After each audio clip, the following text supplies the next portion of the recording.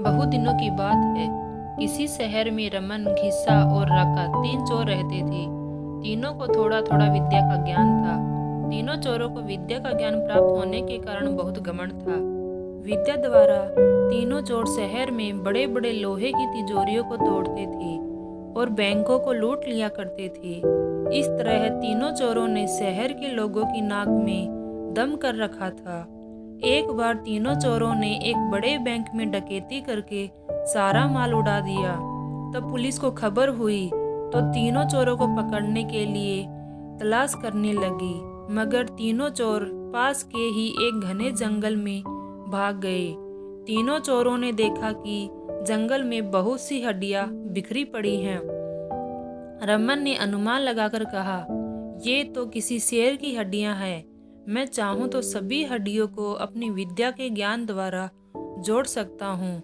घिस्सा को भी विद्या का घमंड था, सो वह बोला, अगर ये शेर की हड्डियां हैं तो मैं इनको अपनी विद्या द्वारा शेर की खाल तैयार कर उसमें डाल सकता हूँ। रमन और घिस्सा की बात सुनकर राका का भी घमंड उमड़ पड़ा और उसने कहा, तुम दोनों इतना काम कर सकते हो तो मैं भी अपनी विद्या द्वारा इसमें प्राण डाल सकता हूँ। तीनों चोर अपनी विद्या का प्रयोग करने लगे। कुछ देर बाद रमन ने सारी हड्डियों को जोड़ दिया और घिस्सा ने शेर की हूबहू जान डाल दी।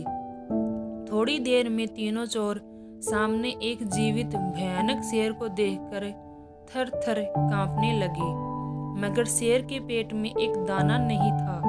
वह भूख के मारे गरजता हुआ तीनों चोरों पर हमला कर बैठा और मार कर खा गया। शेर मस्त होकर घने जंगल की ओर चल दिया।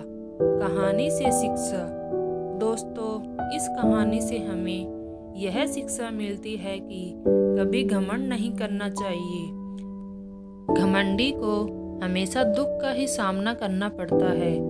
यदि तीनों चोर अपनी विद्या का घमंड न करते तो उन्हें जान से हाथ न धोने पड़ते। हमें अपनी विद्या का प्रयोग सोच समझकर करना चाहिए। यदि कहानी अच्छी लगे तो वीडियो को लाइक करें और चैनल को सब्सक्राइब करें। Thank you.